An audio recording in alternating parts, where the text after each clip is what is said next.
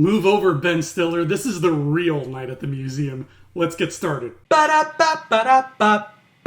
everybody, I'm Andrew Fantasia. Welcome to Thumbs Together TV. Today we're going to be talking about Lovecraft Country, Episode 4, A History of Violence, together. As usual, if you enjoyed this video, please feel free to give it a thumbs up and give some love to that subscribe button as well. And maybe, while you're at it, give some love to this concept.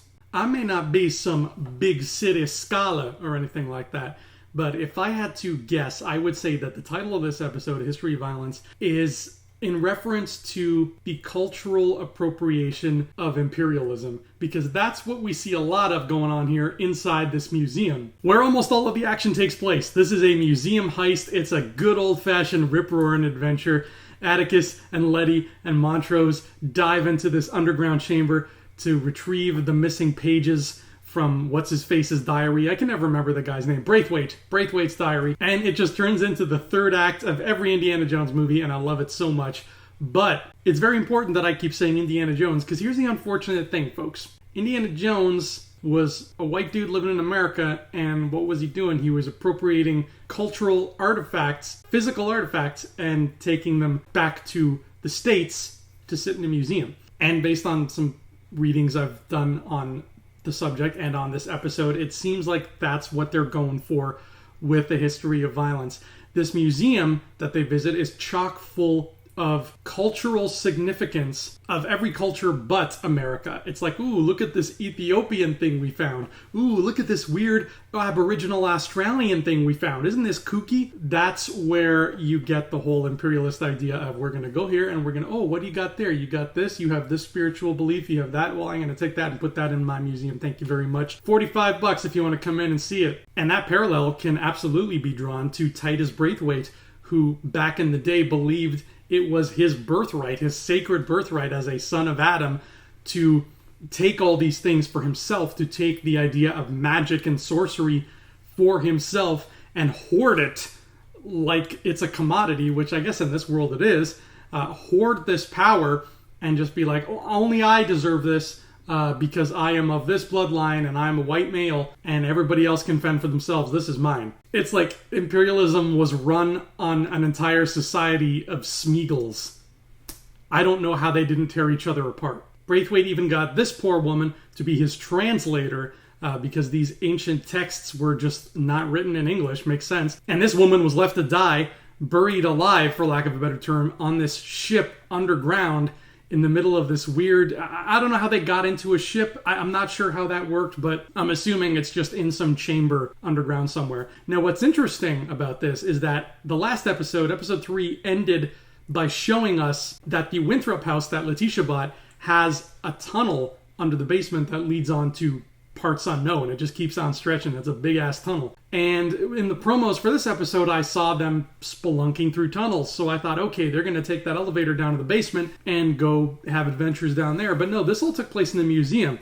So that presents me with two options. Either A, the Sons of Adam had this honeycombed hive of tunnels all underneath, if not Chicago, then maybe even the entire country, and that those two tunnels are connected and it just, one leads to the other. Or B, the more likely it seems, and the more interesting, is that that tunnel is still another mystery unto itself to be explored. I think that's the case because that tunnel under that house was very, very dry, which the same cannot be said for this tunnel. This tunnel was close to, I guess, some body of water, because ever the tide shall rise, and boy, does the tide ever shall rise. As I'm watching this, I'm putting myself right there on the ground with these heroes, and they're trudging through all these obstacles and, solving puzzles and going across a plank of wood over like a bottomless chasm. And I'm like, okay, I think I would be able to solve that puzzle if I was there. I think I might be able to cross that pit if I don't look down. But once we get to the point where the water level's rising and they have to swim for their life, I'm like, okay, this is where I would have died.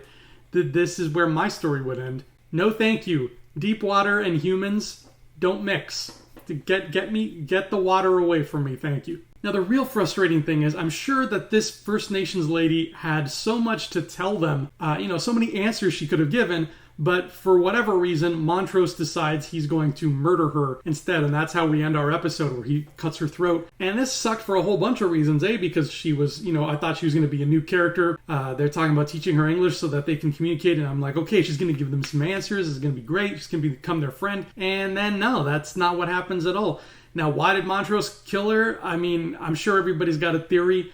I'm going to put mine out there, though. My guess is that Montrose is just terrified for his son. That's the only thing I can think of. Montrose is terrified. He loves Atticus so much. He doesn't want Atticus to get mixed up in all this magic business. So he's going to cut that off at the source. And he thinks, okay, by killing her, maybe that'll create a dead end. And Atticus will be like, well, okay, forget it. I'll just go live a quiet life somewhere. I think that's what Montrose wants. I don't think he, is a malicious person. I don't think he intended to really harm this girl. But I think he just wants what's best for Atticus. And he thinks what's best for Atticus is to stay the hell away from the Sons of Adam and the Wizards and all of it. Speaking of the Wizards, they are back in full force roaming around this borough of Chicago. William, I think the guy's name is, the young dude, starts putting the moves on Ruby, and it works.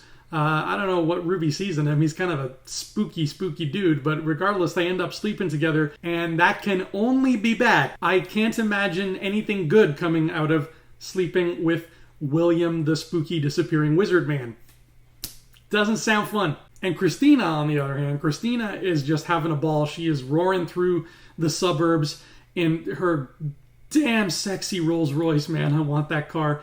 She's playing hide and seek with a bunch of kids. But hilariously, my favorite part is that the goat blood that the psychic left on the doorway of the Winthrop house last week keeps Christina from entering the home. That is both hilarious and horrifying. The goat blood on the archway is supposed to block out malicious spirits. That's exactly what the psychic put it there for. It worked. We saw it work last week. So the fact that it also keeps out Christina, what does that tell you about Christina? I love that, and I can't wait to see what the Wizards' plan is. I'm sure it's going to unfold more coming up next in week 5, because they're up to some. They don't just walk into that bar and try to sleep with Ruby and do all these underhanded things. There's some shade going on. They've got some kind of relationship with the police force. The police don't like Christina. Christina doesn't like the police. It's some kind of competition where they begrudgingly accept one another's presence. There's so much to unpack with them. I hope we get some kind of, if not origin story, just some kind of little detailed look at what their deal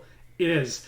But that was History of Violence. That was the trudge through the Museum of Horrors and Rising Tides. That has been Thumb Together TV. That has been Lovecraft Country. I have been Andrew Fantasia, and you have been fantastic. I will see you all here next time, and until then, adios.